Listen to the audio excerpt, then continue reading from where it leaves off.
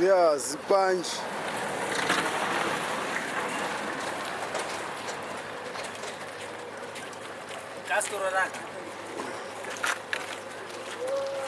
Heavy. Heavy.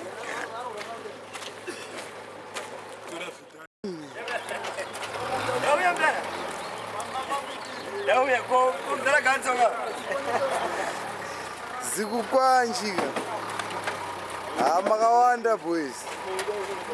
Makawanda. Inotora kuti picture kuti kamera. Yakatokwira ndege, yakatonimirira.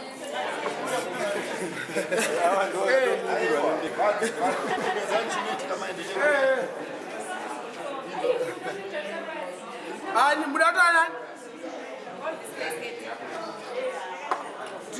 John hapo banapo. Hapo ni hapo. John hapo. Shap.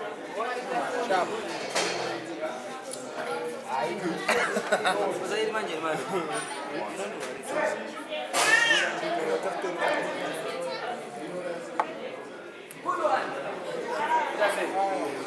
Wewe mai, ondege yakatokumirira.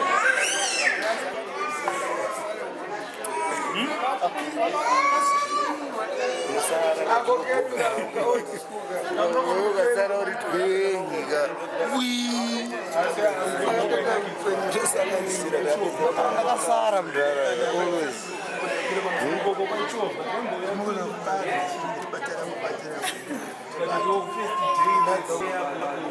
Munomira kama kaningirikina muchigetsa kasichasi. Andiketa iti dhande dham. Oh, bogwe. No bogwa say uri so close.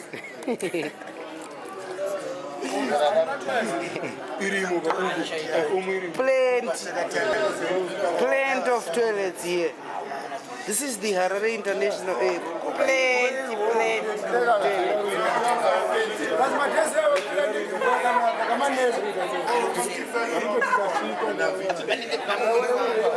Apa boge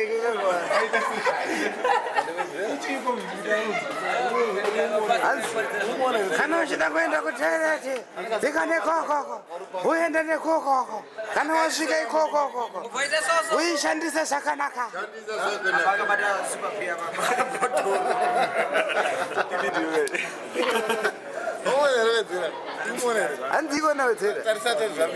Hanzi kana wasvika kutoilet uishandise zvakanaka.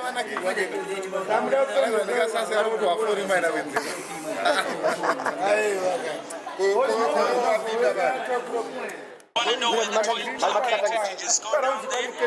The first one. Alright, thank you very much. Okay. Just a quick announcement. If you want to know where the toilets are located, you just go down there. The first one is the ladies. You go down further, there's the gents in the foyer area. You know, for the benefit of those of you that understand Chinese, I'll make the announcement in Chinese. Hands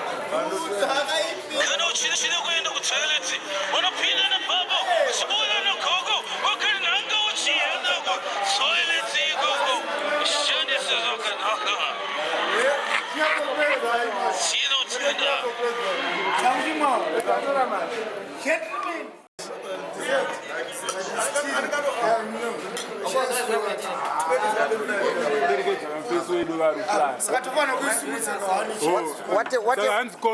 matches.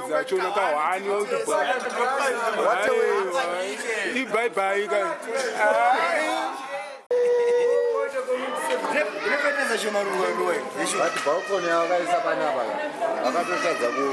Inda. Aiwa, yakatodhakwa because munhu vanhu unofana kuona gururu wenyapinda mudega ndizvo. Ndozvazviri zvakudhara. Ona. But masniper anga akunetsa. Masniper kuno kuZimbabwe hatina masniper. Akakoma. Aiwa, akakoma. Zvinhu zvasisina kumira musha igona. Ndokubasa kwedu guys.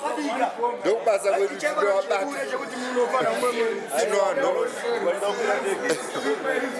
Munonoungerimbe. Aiwa tityiswe kuno. Apo ndopa diplomatic.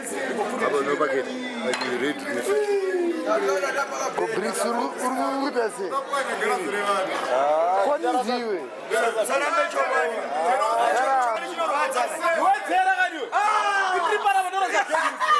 Aiwa, isi mhosva. Takatarisa ndikuketa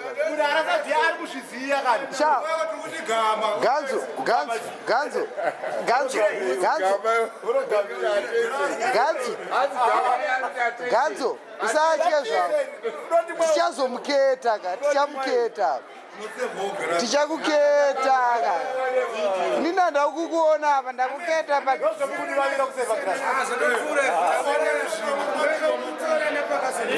ya always available ndiye munhu ari kutonyanyanya kujamuka panapa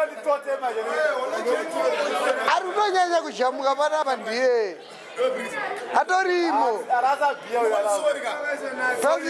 zvaitika apa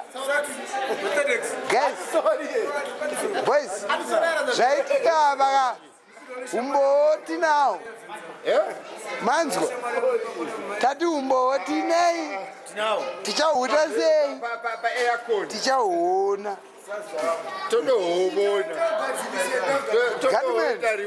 gunman vanhu vese varapa vari kugara kuti havamuona apa nditovagetsi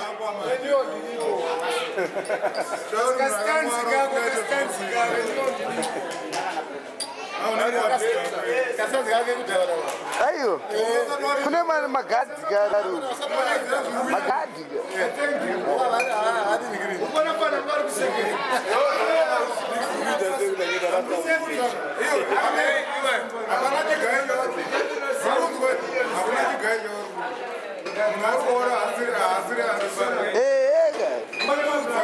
ndikuzviketa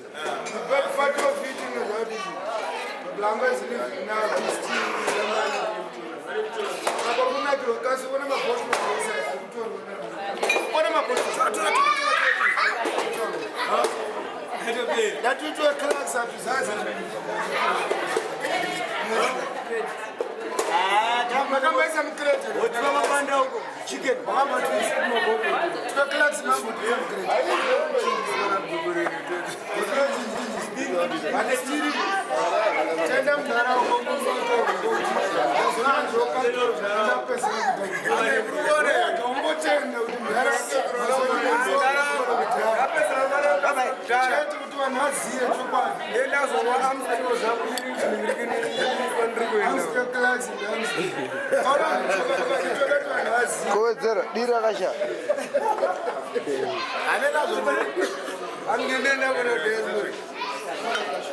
I was looking you want to put there where they speak.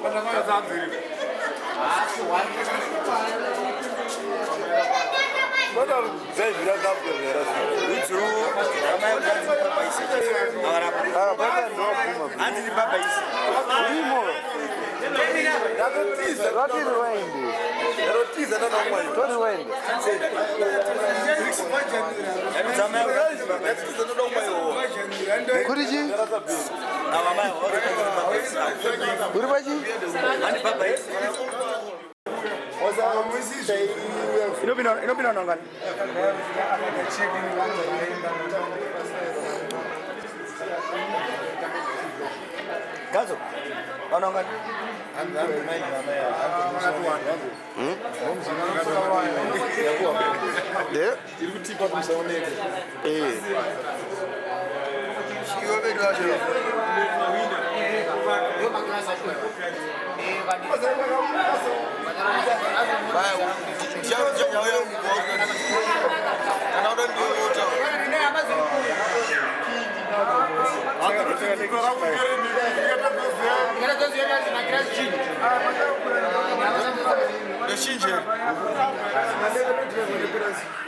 Class 7. You are don't know one guy. Class 7.